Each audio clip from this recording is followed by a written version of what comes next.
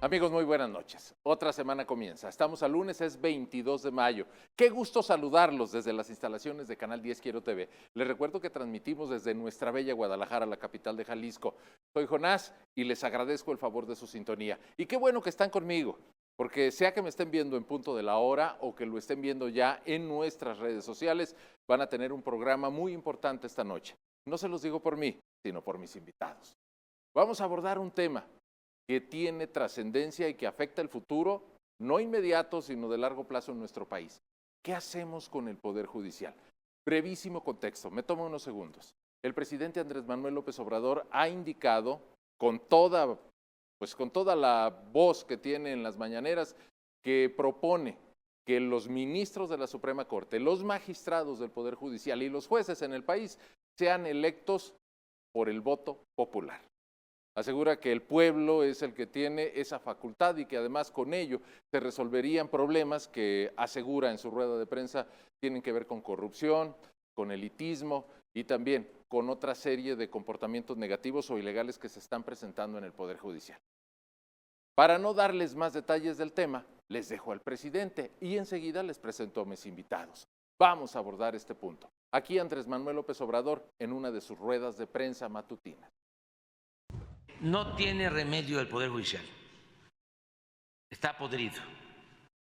Están actuando de manera facciosa. Imagínense componerle la plana al Poder Legislativo. Es de sentido común. El Poder Ejecutivo lo elige el pueblo. A mí me eligieron. Al Poder Legislativo, lo mismo. Se elige a los diputados, se elige a los senadores. El Poder Ejecutivo y el Poder Legislativo nombran a los ministros de la Corte. Y esos señores, que ahora forman parte del Supremo Poder Conservador, que están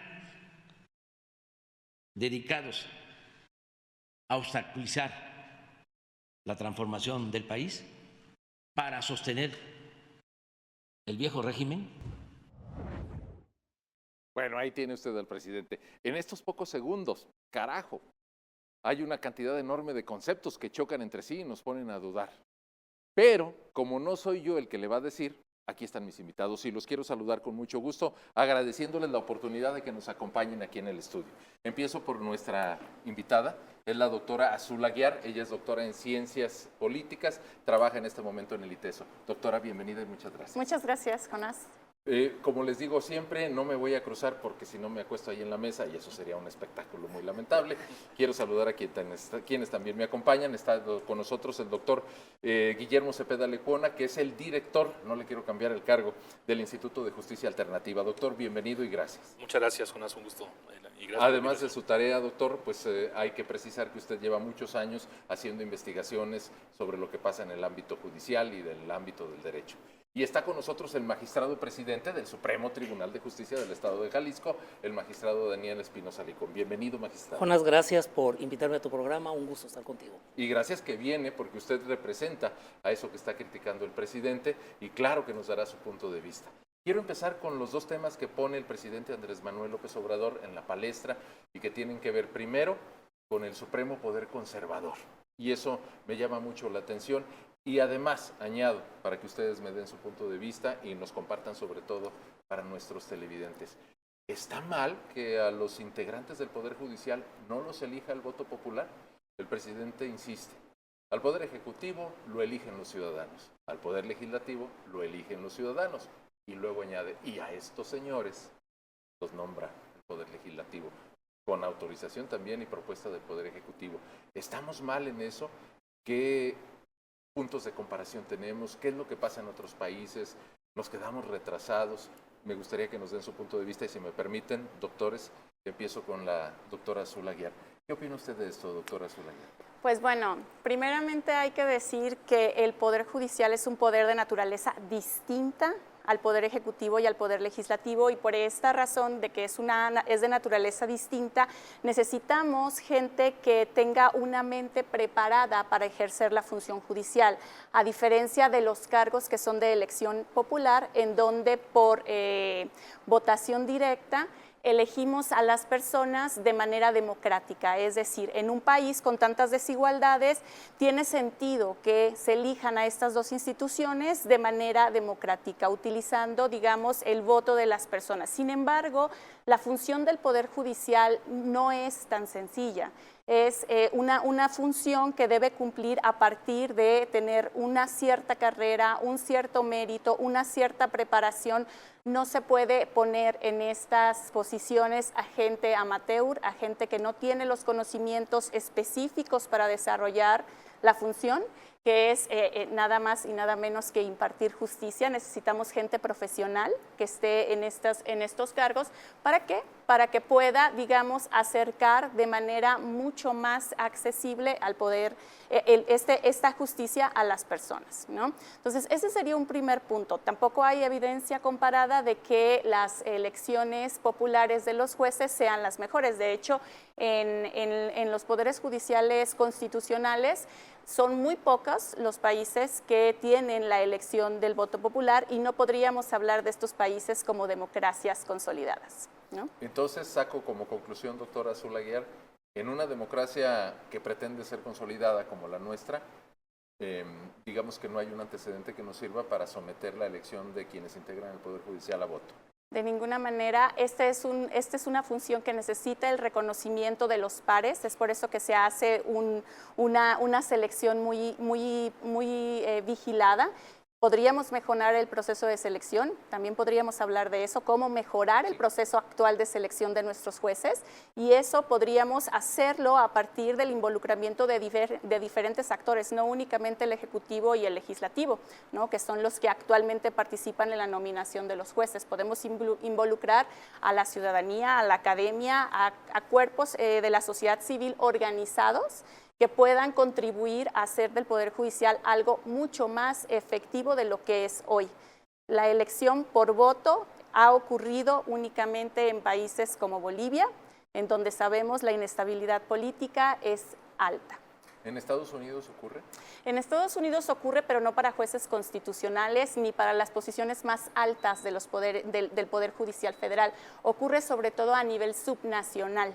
¿Sí? Y esto hace una gran diferencia porque lo que está tratando nuestro presidente es precisamente de borrar un contrapeso. En Estados Unidos los contrapesos están muy bien puestos porque la Corte, digamos, tiene un poder que es independiente de los otros dos poderes gracias al proceso de nominación de reconocimiento y no de voto popular. Muy bien, doctora, voy a regresar con usted porque nos deja una serie de apuntes muy importantes. Si me permite, doctor Cepeda Lepona, quiero ir con el magistrado presidente, que dice, ya, hazme ministro.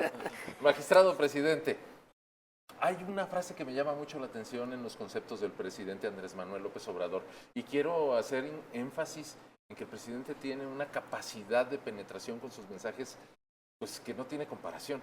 Es más, creo que le gana a cualquier medio de comunicación, por más que sea televisivo, de redes sociales. La rueda de prensa mañanera pega durísimo y el presidente dice, estos señores que son parte del supremo poder conservador.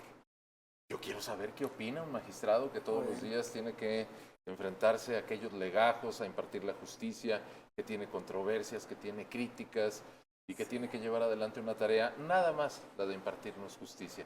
¿Qué opina de todo esto que está sucediendo? Cuando escuché esta reflexión, me llegó a la mente Calderón de la Barca, en uno de sus poemas que dice que nada se me hace justo si va contra mi gusto.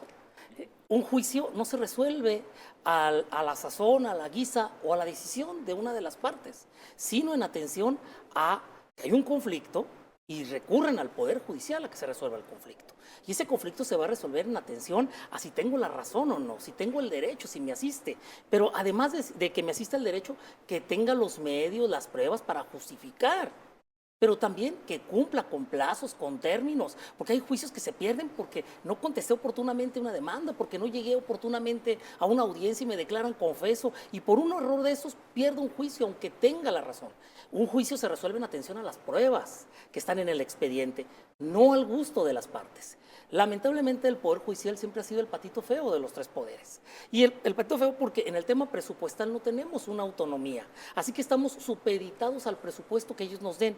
Pero también es el Poder Judicial un poder muy atractivo, un botín muy atractivo para los poderes. Y de que se resuelva a mi gusto, como yo quiera, como yo deseo, si yo quiero hacer una modificación a la ley y no cumplo con los parámetros que la misma ley me da, los parámetros constitucionales, pues evidentemente tengo la posibilidad de recurrir a un poder autónomo, independiente, imparcial, que tenga y que venga a resolver si las cosas se cumplieron o no bajo el parámetro constitucional, bajo el parámetro legal. Y creo que estamos frente precisamente a ideas como decía la doctora Azul, pues nada democráticas, donde yo vengo a cuestionar y criticar cómo se trabaja en un poder cuando uno de los parámetros constitucionales es el respeto de la autonomía e independencia de los otros poderes. Yo no tengo la calidad para venir a criticar y a cuestionar cómo trabaja el legislativo.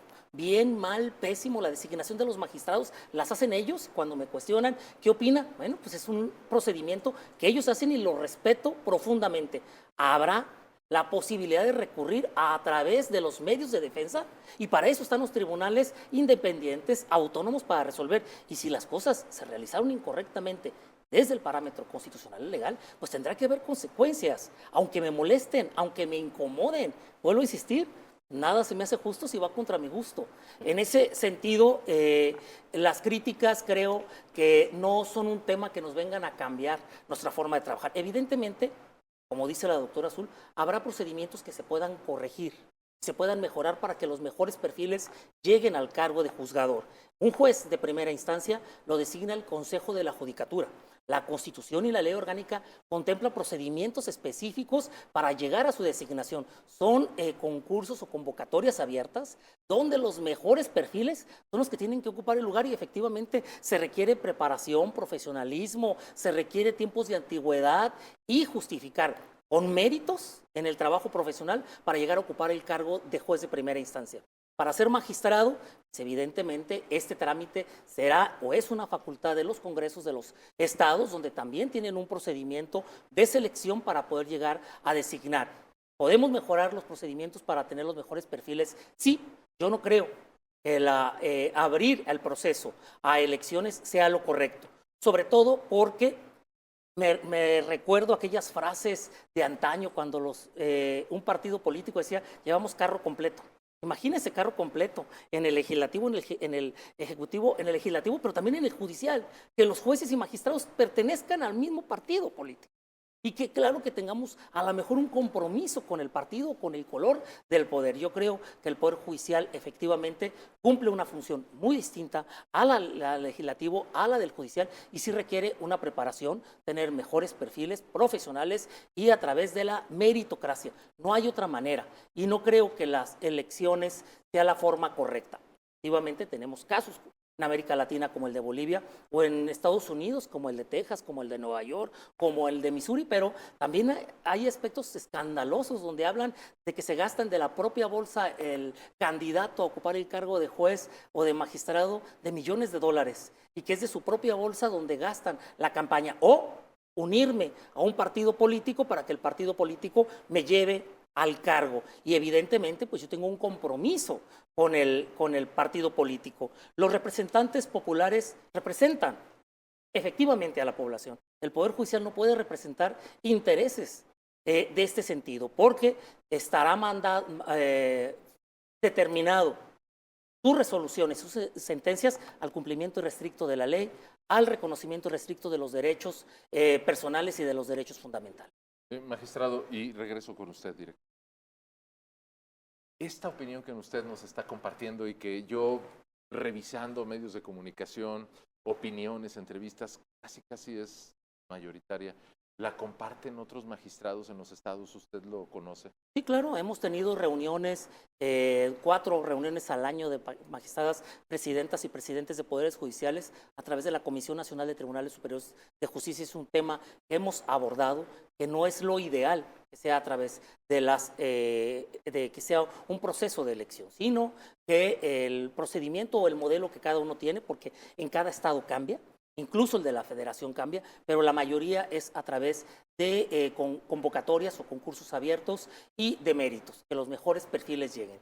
Creo que sí podemos transparentar más los procedimientos, ser más transparentes y mejorar los procedimientos precisamente para que lleguen los mejores perfiles. Pero ojo, ese mejor perfil no tendrá que estar supeditado o alineado a ningún partido político, por salud pública de quienes estén en conflicto y que su conflicto esté frente al Poder Judicial. Por último, magistrado, en este bloque, porque vamos a regresar con usted. Y esto llegara a suceder porque el presidente habla, hagan la consulta popular. No sé si lo vayan a conseguir antes de que llegue el proceso electoral 2024 o si esto se realice finalmente en agosto del año 2024, después de la elección presidencial y de la renovación de los poderes. ¿Entraríamos en un retroceso? ¿Qué Se opina requiere usted? una reforma constitucional al artículo 116 para el tema de la designación. Creo que hoy por hoy en tema político los números no le dan, no lo veo viable, pero si esas son las condiciones, nos tendríamos que ajustar a ellas. En 1994 hubo una reforma a la Constitución para reducir el número de ministros y ministras de 26 ministros, recortarlo a 11, incluso a todos los ministros y ministras de ese momento fueron despedidos, se trajo gente nueva. ¿Se dio una crisis? No es más que una adaptación y un ajuste a una reforma constitucional. Lo que yo sí creo, que cualquiera de las modalidades tiene que buscar que lleguen los mejores perfiles. Bien, voy a hacer una pausa, voy a regresar con el doctor Guillermo Cepeda Lecuona, que es el director del Instituto de Justicia Alternativa. Vuelvo con la doctora Azul Aguiar y también con el magistrado presidente del Poder Judicial en Jalisco, Daniel Espinosa. Sigan conmigo porque tenemos todavía varios puntos que consultarle a nuestros invitados. Estamos.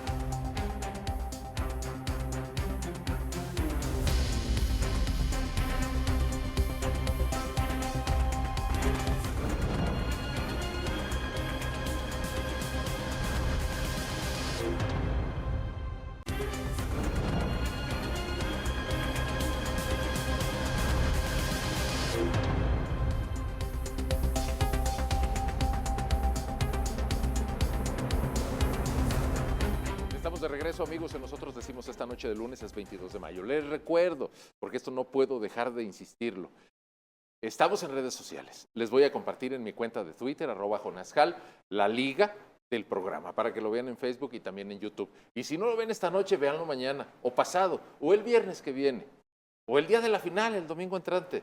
Dense tiempo, porque esto verdaderamente puede cambiar la realidad que vivimos todos los días. Antes de ir con el doctor Guillermo Cepeda Lecuona, otro pequeño segmento de las opiniones que ha vertido el presidente Andrés Manuel López Obrador a propósito del tema. Ojalá y se lleve a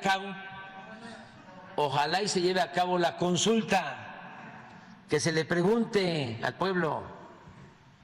Es muy sencillo. De acuerdo al procedimiento, además es legal.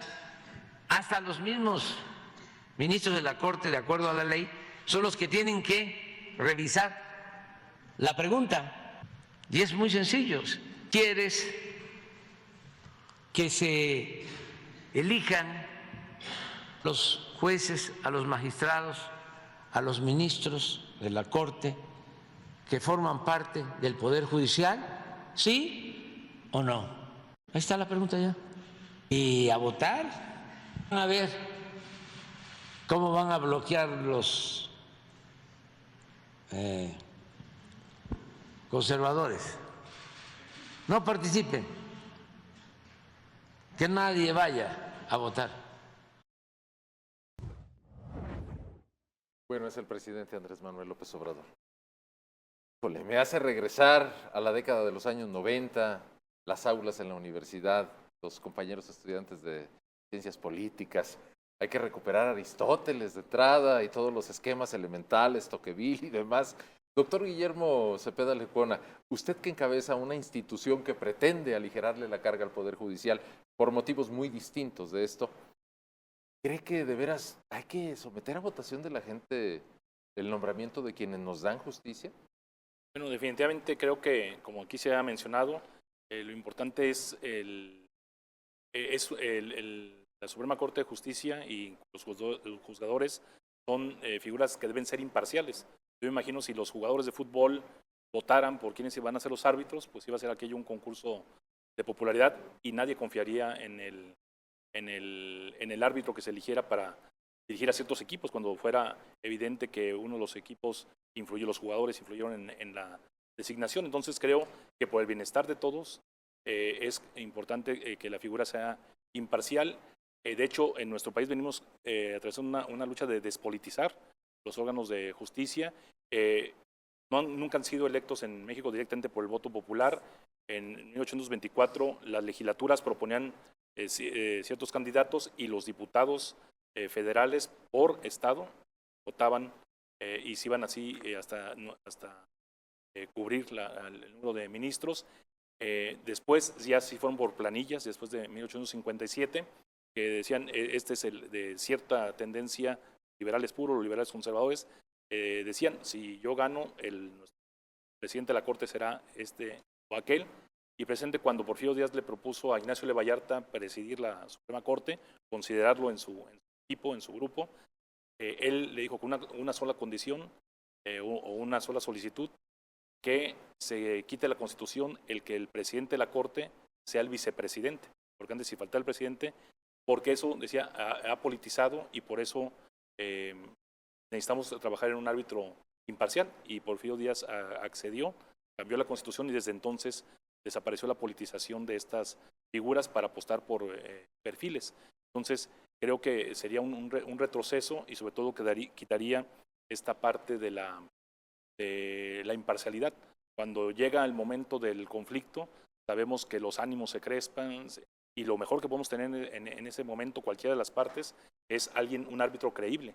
Si el árbitro empieza a ser señalado por sesgos ideológicos, por sesgos y no por elementos técnicos de su ejercicio, pues todos estamos perdiendo.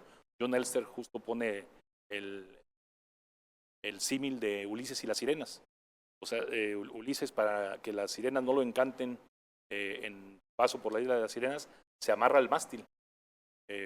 Entonces, decía, así las instituciones a veces tenemos que amarrarnos a un mástil, porque sabemos que en el momento de la irracionalidad, del enojo, del conflicto, vamos a tomar decisiones equivocadas y por eso tenemos que tener un referente imparcial que nos ayude a confiar en las instituciones. Si no tuviéramos corte imparcial, yo pienso que nuestra vida política sería todavía más caótica de lo que tenemos. Creo que es una reserva ética que tenemos en nuestro país, el que sabemos que la Corte está velando por las instituciones, por la separación de poderes, y creo que eso lo podemos apreciar. Imagínense si hay dominio ya sobre uno de los poderes, en el caso del legislativo.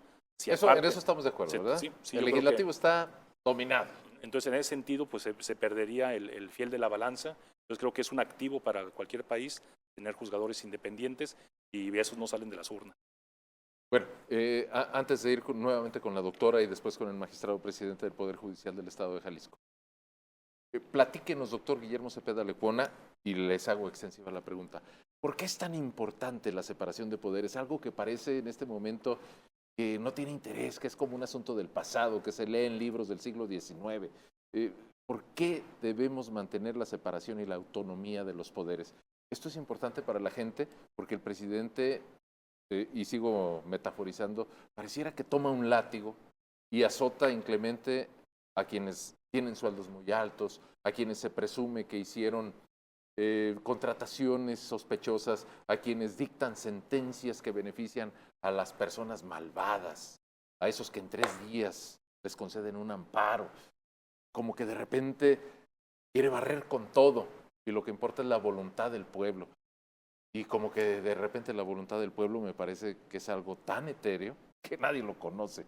¿Qué opina usted, Guillermo Cepeda Lecuona? Bueno, pues la separación de poder justo se ha construido para el paradigma del pensamiento constitucional moderno es separa poderes para que estos no se concentren en detrimento de la persona. Entonces, incluso los franceses en la Revolución Francesa decían, un país que no tiene separación de poderes y derechos humanos no tiene constitución. O sea, lo más relevante de la constitución es el poder se separa, se divide, porque si se concentra, sabemos que la concentración de poder lleva a la arbitrariedad, lleva A la tiranía. Entonces, exactamente, entonces tiene que haber una separación de poderes, porque cuando falla uno de ellos, el Congreso puede controlar, porque también el Congreso tiene facultades de controlar el presupuesto, le controla las decisiones, puede no aprobar las leyes que le mande el Ejecutivo, o también el Ejecutivo controla al Legislativo, puede vetar sus leyes y exigirle una mayoría calificada, y la Corte está justo de fil de la balanza. Entonces, si uno de los tres poderes concentra más atribuciones,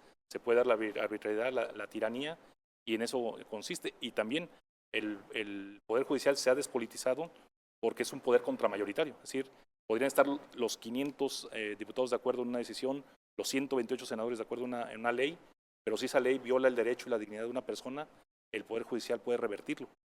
Y solo lo va a hacer si es imparcial, y por eso se llama contramayoritario, porque a veces es impopular, pero es certero. ¿Se acuerdan, doctor? ¿Se acuerdan de lo que acaba de decir el presidente? Estos señores que se atreven a contradecir a quienes fueron electos por el pueblo. Doctora Azul Aguiar, usted nos dijo en la pausa, algo se me pasó decirles, yo le cedo la palabra y le reitero los apuntes que acabamos de hacer con el doctor Cepeda Lecún. Claro que sí. Bueno, me ha pasado, creo que es muy importante que pensemos también que las propuestas del presidente a lo que nos conduce es precisamente a politizar de nuevo la justicia, y esto es problemático no solamente para quienes estamos buscando justicia, sino también para la propia salud de nuestro régimen político, ¿no? Nuestro régimen político es una democracia constitucional, y por eso es que es muy importante que exista un poder judicial independiente. ¿Por qué? Porque hay minorías en la democracia. Y como hay minorías en la democracia, no están compuestas únicamente por la gran mayoría que clama el presidente, es muy importante que tengamos personas capacitadas, profesionales, con trayectoria, que puedan entender cuando hay una distorsión en la ley que va a atentar contra el régimen democrático, que es precisamente lo que está haciendo la Corte, y por lo cual hemos visto esta última semana ataques tan sistemáticos hacia el Poder Judicial, porque precisamente fue la Corte la que le pone un alto a los poderes electos, a los poderes legislativos, para que reflexionen en torno a lo que aprobaron. No tiene la última palabra la Corte. El Poder Legislativo y el Poder Ejecutivo pueden aprobar una reforma, pero se tienen que poner de acuerdo. Se tienen que poner de acuerdo, lo tienen que hacer de manera, ¿cómo se dice?, de manera pronta y además arreglada, es decir, en las condiciones del proceso legislativo, y no lo pueden hacer como lo han venido haciendo en los últimos tiempos. Entonces, la separación de poderes en este sentido se vuelve importantísima, porque eso es lo que hemos construido desde el proceso de transición. Es decir, nosotros fueron los partidos políticos de la transición los que crearon este esquema de diseño institucional para que el Poder Judicial pudiera funcionar como funciona, pudiera funcionar como un contrapeso precisamente a las pasiones absolutistas de quienes llegan al poder, ¿sí? Entonces, el único contrapeso que puede tener el Poder Judicial, pues sí, efectivamente, está en las urnas, y además está en el consenso que logren poner los partidos políticos en torno a esta figura. Lo que sí no se puede hacer es tratar de destruir y deslegitimizar al Poder Judicial como lo están haciendo desde la presidencia. Deslegitimizar y destruir. Voy a hacer una pausa, magistrado presidente, y voy a regresar con ustedes. Si me permiten, comparto una brevísima anécdota. En la oportunidad que nos dan todas las plataformas para ver series y análisis, estoy revisando una en la que se aborda la enmienda 14ª de la Constitución de Estados Unidos, la ciudadanía. Y esta lucha tan profunda que pasó por la Guerra Civil estadounidense, que implicó la lucha de diferentes generaciones, porque iban y avanzaban y luego retrocedían, para que todos los ciudadanos, sin importar el color de su piel, su credo, su origen, sean ciudadanos en el país del norte. Es tal el tratamiento que le dan a la Corte Suprema de Estados Unidos, casi son santos de la Iglesia. O sea, está sacralizada. Y en México me queda claro que en este momento, pues ser miembro del Poder Judicial es casi delito. Por eso lo menciono como una anécdota para regresar con usted. Voy a hacer pausa y regreso. Estamos aquí en Nosotros Decimos.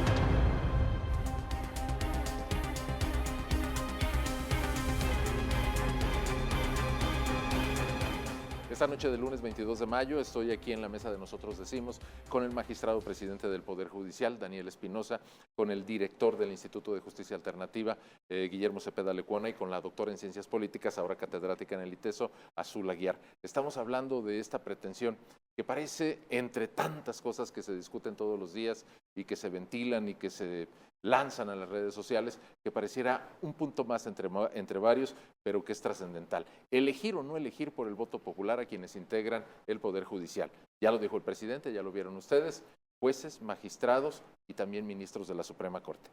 Quiero hablar con usted ahora, magistrado presidente, sobre esto que tanto se le critica a quienes son miembros del Poder Judicial.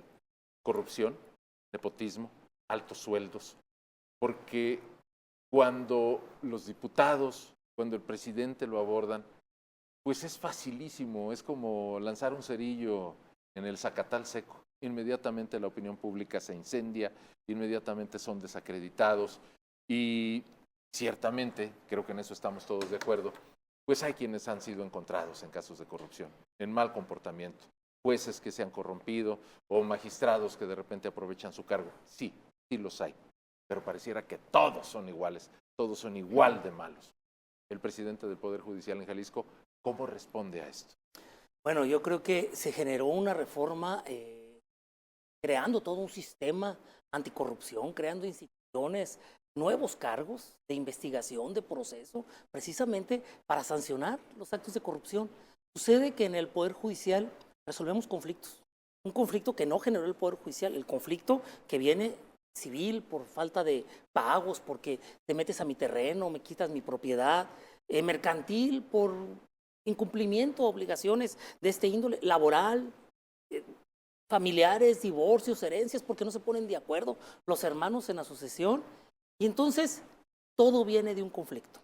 Y todos asumen desde un principio la posibilidad de ese juicio y lo asumen bajo las reglas de que tienen la razón. La forma de resolverlo correctamente, ganar, es a través del método alternativo. Cuando deciden no ir a un método alternativo es porque asumieron los riesgos de ganar el juicio. No asumen el riesgo de perderlo, de ganarlo. Y aquí tenemos falta de profesionalismo de muchos de los litigantes, porque sí te voy a ganar el juicio. Finalmente, el juicio no da empates técnicos. Alguien gana y alguien pierde. Procedente la acción o improcedente la acción. Se condena porque resulta responsable por el delito o se le absuelve. Se gana y se pierde. Y el perdidoso no se va con una sensación de que le hicieron justicia. Se va con la sensación de corrupción, de impunidad y justicia. Yo les digo que todos los asuntos que resolvemos, el 50% de los usuarios se van inconformes con el trabajo del Poder Judicial. Entonces, el hablar tan fácil de la corrupción en el Poder Judicial es por el trabajo que realizamos y que no damos empates técnicos, y falta de profesionalismo y falta de probidad de muchos litigantes que no les dan a sus usuarios, a sus representados, las condiciones de probabilidades de ganar o de perder el juicio. O nunca hablan de negligencia, porque también se pierden los juicios de negligencia. Y siempre el responsable va a ser el juez por corrupción, porque se vendió la justicia cuando no lo es así, porque tenemos medios de defensa. Después de la sentencia viene la apelación, después de la apelación viene el amparo y eventualmente, en casos extraordinarios, se puede ir al asunto hasta la Suprema Corte de Justicia de la Nación. Terminado en asuntos por la Corte, vienen todavía a sostener que hubo corrupción, cuando perdieron el juicio en todas las instancias, cuando no es así. Entonces, hablar de corrupción en el Poder Judicial es lamentablemente por la actividad propia que realizamos y cómo realizamos y porque no damos empates técnicos. Y quien pierde siempre se va con esa sensación de impunidad, de corrupción, de injusticia, porque muchas de las ocasiones perdió el juicio no porque no tenga la razón, sino porque carece de pruebas o porque carece de una defensa adecuada. Nepotismo, sí, un flagelo, es una piedrita en el zapato el que muchos integrantes de los poderes judiciales de los estados o la federación hacen uso de esta herramienta para dar trabajo a sus familiares. Creo que ahí hemos fallado todos los operadores. Yo asumo y desde ahorita le digo, yo no tengo ningún familiar en el Poder Judicial.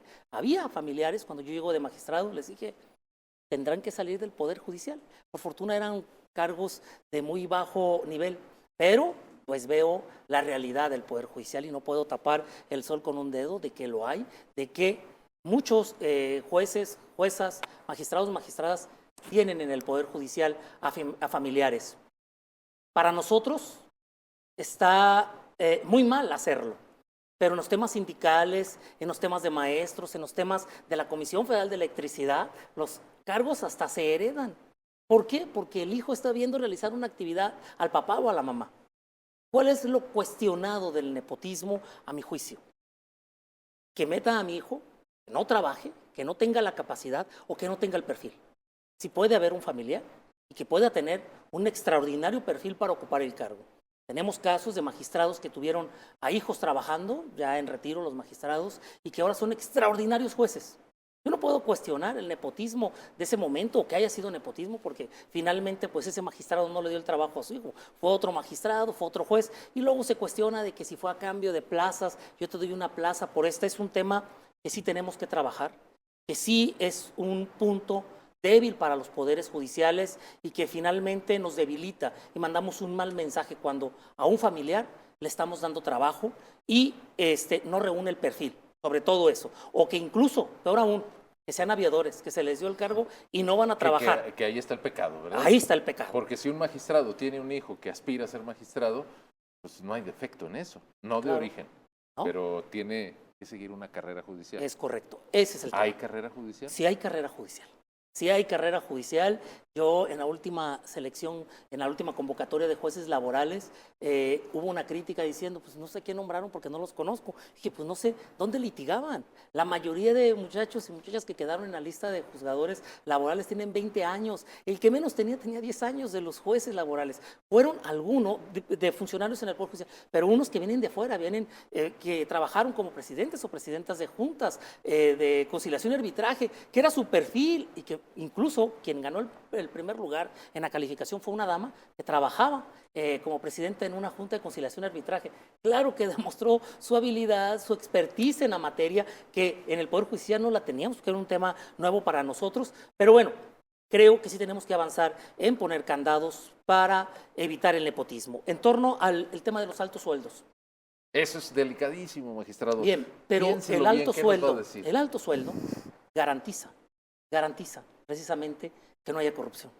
Garantiza que no haya la posibilidad de riesgo, es decir, ¿cuánto me ofreces por resolver en determinado sentido un asunto? O por ayudarte a agilizar un procedimiento. Cuando yo tengo un sueldo extraordinario, cuando tengo un sueldo digno, y no voy a poner en riesgo mi trayectoria, mi carrera y mi sueldo digno por lo que tú me ofreces.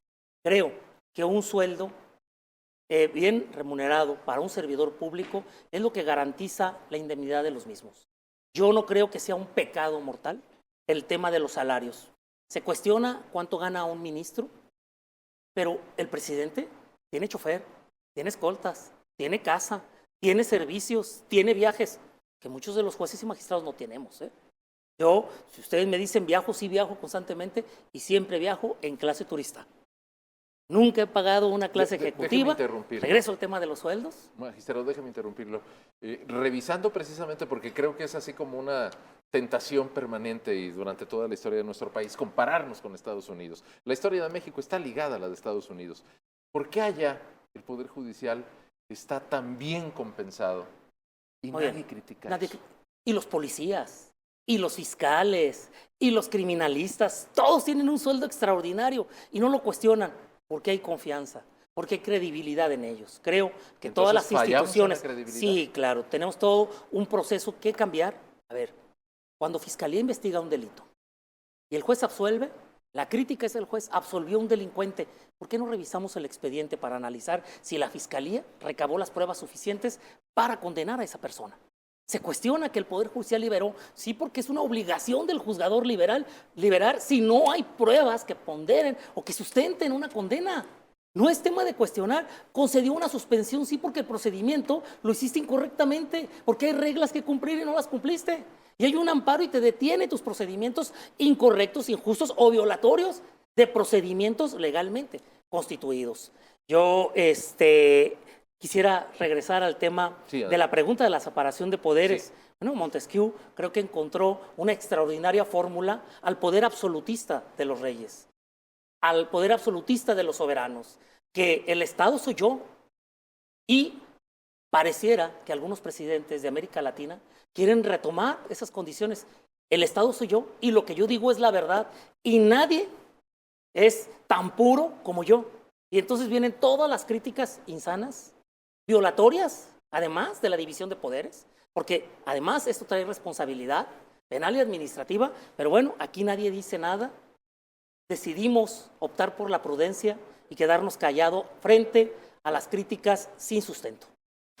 Antes de ir con nuestros invitados, magistrado, me interesa mucho, creo que su posición ya queda muy clara, puede aceptarse o no aceptarse, pero celebro que esté con nosotros. ¿Qué opina de las manifestaciones? Bueno, hasta un gobernador fue a organizar una manifestación a la Suprema Corte. Cuitláhuac García llevó ahí féretros, amenazó a los ministros. Bueno, antes eran un grupo de personas radicales en su punto de vista, pero finalmente una manifestación pública. Bien. Ahora es un gobernador con sus recursos. La manifestación es un derecho público, es un derecho de todas y todos los ciudadanos. Frente a los abusos de poder, frente al incumplimiento de la ley, frente al incumplimiento de la norma, no creo que a los operadores del servicio público, legislativo, ejecutivo, judicial, nos quede esa camiseta. Esa es de los ciudadanos.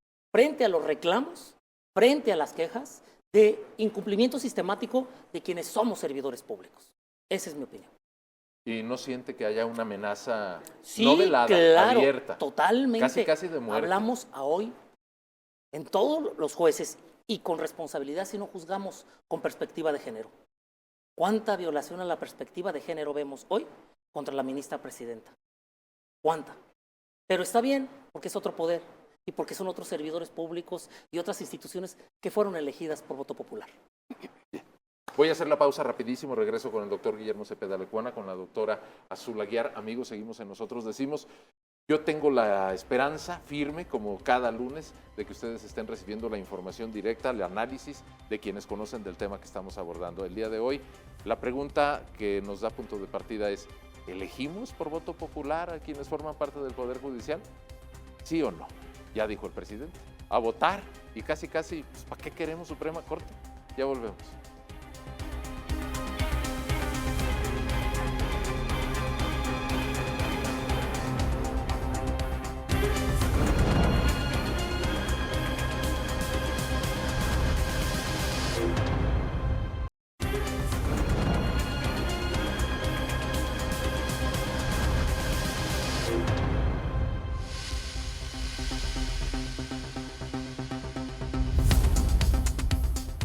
Bien, estamos de regreso. Voy ahora con el doctor Guillermo Cepeda Lecuona y con la doctora Azul Aguiar. Déjenme plantearles, después de escuchar la disertación del magistrado, pues una pregunta fundamental, sin que esto quiera decir que no me compartan todo lo que ustedes ya tienen en mente. Todo esto que hemos visto como una problemática, y sé que se nos quedan muchos puntos fuera, pero están incorporados, ¿se resuelve sometiendo a votación la elección de jueces, magistrados y ministros? Con eso ya la libramos, el pueblo bueno y sabio nos dará justicia en un país de tantos pobres que no tienen por qué pagar al Poder Judicial tan rico. ¿Es así de simple? A ver, doctor. No, desde luego que no. Como hemos comentado, sería un retroceso. Se ha luchado por despolitizar los temas de relaciones con la justicia. Se ha ido mejorando el perfil en esta misma reforma que refiere al magistrado presidente de 1994. También se incorporó en la Constitución que se daría preferencia a quienes tuvieran carrera judicial para ser designados como ministros. Un estudio de Beatriz Magaloni sobre los ministros de la Corte a lo largo de la historia contemporánea mostraba que antes de la reforma de 1994, solo el 34% de los ministros de la Corte había sido juez o magistrado local en trayectoria, y ahora es el 64% de los ministros de la Corte que fueron magistrados locales, magistrados federales, y eso ha ido generando un perfil mucho más especializado. Digamos, es un poder contramayoritario a la mayor tiranía que hay, porque hay cuando pensamos en la palabra tirano, nos imaginamos a un autócrata, pero hay una tiranía peor, que es la tiranía de las mayorías, ¿no? Entonces, también las tiranías de mayorías, el presidente del Poder Judicial está ahí para mantener el equilibrio y volverlo a politizar, hacerlo presa y rehén de la popularidad de las personas, de la capacidad de comunicación en mensajes hacia posibles electores, pues daría el traste con un trabajo que hay varias generaciones de mexicanos han ido construyendo en el perfil de quienes ocupan los cargos de magistrado y en los estados y de ministros de la Suprema Corte. Doctor Cepeda Lecuona, ¿usted confiaría en el Pleno de la Suprema Corte en un asunto que fuera de interés personal? ¿En lo que ellos determinen? Sí, con todo y lo de la tesis y todo lo demás. Sí, en esta Suprema Corte sí creo que tienen una gran capacidad, incluso en sus argumentaciones, ahora que en estos temas tan interesantes que uno ha sido la discusión, ellos dicen, no estamos resolviendo así para este caso, ya resolvimos similar en la controversia constitucional que nos presentó el otro presidente sobre los mismos temas, de precipitar el proceso legislativo, de no respetar las formalidades de la generación de una norma jurídica.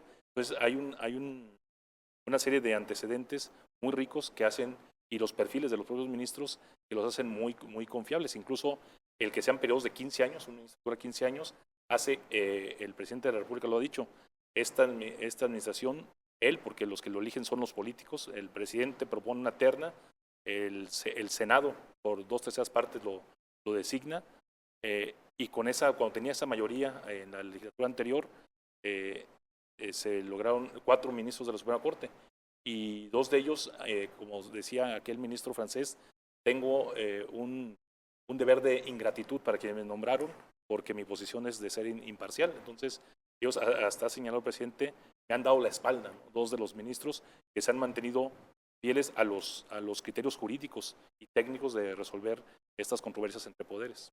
Bien, doctora Azul Aguiar, déjeme comentarle a nuestros televidentes, porque eso no lo habíamos mencionado, aunque lo pueden consultar en sus redes sociales. Usted estudió ciencia política en Italia, anduvo por allá en Florencia, y seguramente pues los debates allá son mucho más enconados que los que tenemos aquí en México. ¿Qué opina del tema al que estamos llegando en este momento, después de escuchar al magistrado presidente, de escuchar al director del Instituto de Justicia Alternativa? ¿Vamos a superar este escollo? ¿Es una crisis que nos va a llevar a peor o a mejor? ¿Qué concepto nos puede compartir? Pues para superar estas crisis, la evidencia comparada muestra que tenemos que tener varias cosas. Primero, una sociedad civil activa que se preocupe por estos temas, por lo que reconozco que hayas hecho este programa para dar a conocer una de las instituciones que menos se conoce entre la ciudadanía, que es el Poder Judicial, y que se ha vuelto tan importante y tan trascendental para la protección de derechos, por una parte, y para la protección del régimen político que tenemos, la democracia, ¿no? Entonces, eso es por un lado. Luego también tenemos que tener una oposición responsable, una oposición precisamente como la que estamos viendo ahora, que ve una aprobación de una reforma, de una ley, y entonces piensa que puede acudir a un tercero imparcial para que determine, en este caso la Suprema Corte, la constitucionalidad de esa ley, ¿no? Eso está en nuestra Constitución, y además hace posible que se le ponga un alto, un freno a estas posibilidades de quererlo acaparar todo. ¿no? Como lo estamos viendo. El proceso que estamos viendo en México no es nuevo, lo hemos visto en Turquía con Erdogan, lo vimos en Polonia con los hermanos Kaczynski, lo vimos en Hungría con Viktor Orbán, incluso lo llegamos a ver en la misma Italia con Berlusconi, ¿no? Cuando él se enfrentó al Poder Judicial, lo primero que hizo fue querer reformar el Poder Judicial como lo quiere hacer ahora nuestro presidente. Entonces, esas son como posibilidades que podemos tener de poder salir a flote si tenemos una oposición responsable, si tenemos una sociedad civil activa que reconoce en las instituciones que son contrapeso del poder político la capacidad de poder ver estas instituciones como un activo de la democracia, ¿no? Entonces, yo lo que veo en la Suprema Corte actualmente es precisamente eso, un activo de la democracia para poder seguir consolidando nuestro régimen y seguir protegiendo los derechos que se protegen día con día, ¿no? Con los diversos amparos que pone la ciudadanía y que pueden llegar en un determinado punto hacia la Suprema Corte. Entonces, si volvemos otra vez a la discusión de los debemos elegir por voto, pues lo que es evidente es que para esta posición se necesita un mérito, se necesita un reconocimiento y se necesita todavía mejorar los procesos que actualmente tenemos, ¿no? O sea, hacer más difícil el acceso, pero no hacerlo abierto a la Hacerlo votación. menos político el acceso, porque actualmente el proceso es político, ¿no? El proceso de nominación depende de las dos instancias políticas, pero si pensamos, por ejemplo, en Ecuador, están las instituciones que son del poder político, ejecutivo y legislativo, pero también hay un Consejo de Participación Ciudadana compuesto por organizaciones de la sociedad civil que participa en la verificación de los concursos que se hacen para seleccionar a los jueces constitucionales, en este caso nuestros ministros. Una propuesta de esta naturaleza debería venir de los partidos políticos, si no es que queremos regresar a antes de 1994, cuando cada presidente llegaba con su corte, ¿sí? Queremos una corte que venga a acompañar al presidente para ayudarle a empujar en su periodo las propuestas que él quiera, o queremos una corte que además de defender los derechos de la democracia y de la mayoría, defienda los de las minorías. Esa es la pregunta. Doctora, pues creo que la respuesta ya la tenemos en conciencia. Le agradezco mucho que nos haya acompañado. Prácticamente estoy despidiéndome. Les pediría, el doctor Guillermo Cepeda, magistrado presidente, una última opinión, un comentario que no sea mayor a 30 segundos para no tener que ser grosero, por favor. Bueno, pues yo creo que tenemos un procedimiento adecuado de la designación de ministros, magistrados y jueces, pero sí podemos mejorarlos, sin lugar a dudas, pero siempre en búsqueda de tener los mejores perfiles, pero no como candidatos de un partido político ni como candidatos de un proceso de elección que nada abona a tener un poder judicial autónomo, independiente e imparcial. Doctor Cepeda. Bueno, yo creo que en la construcción de un Estado de Derecho, el tener un árbitro creíble, el pensar que las leyes se aplican por igual a todos gracias a un sistema de justicia que funciona, es la base de la confianza en las leyes, y de ahí deriva la cultura de la legalidad, que haya un reproche social contra quien viola la ley, porque sabemos que representa democráticamente a la mayoría, que se aplica uniformemente, y eso nos daría esto de la cultura de la legalidad, el denunciar cuando alguien está incumpliendo, el desaprobar, porque también los pueblos tienen los gobiernos que se merecen. Si una persona viola la ley, un político viola la ley y sube su popularidad en vez de bajar, quiere decir que los ciudadanos también tenemos parte de culpa. Bien, doctora. También. Muy breve, simplemente para reconocerte en el programa de hoy, creo que es muy importante que la ciudadanía se dé cuenta de cuán valioso es nuestro Poder Judicial, de cómo está compuesto, de que tenga más dudas y quiera conocer más sobre una de las instituciones que han sido centrales para tener la democracia que hoy tenemos, para tener el presidente que hoy tenemos y para tener los partidos también que hoy tenemos. Doctora, muchas gracias. Doctor Guillermo Cepeda, es Azul Aguiar, Guillermo Cepeda Lecona, Daniel Espinosa Licón, presidente del Supremo Tribunal. Amigos, prácticamente me estoy despidiendo. ¿Me permiten hacerles una recomendación muy respetuosa? Métanse al sitio web del Supremo Tribunal de Justicia. Se van a sorprender. Entren al sitio web. Está facilísimo. Google, Supremo Tribunal de Justicia del Estado de Jalisco. Y también ingresen al sitio web del Instituto de Justicia Alternativa. Me consta ¿Qué horas les van a faltar para leer la información básica que ahí está y que nos permite construir opiniones sobre las cosas que estamos escuchando y que estamos viendo todos los días? Esa es mi recomendación, mi agradecimiento ahora. Pasen una excelente noche. Nos vemos en la próxima. Ahí está, será la primera de varias visitas que nos hagan nuestros invitados.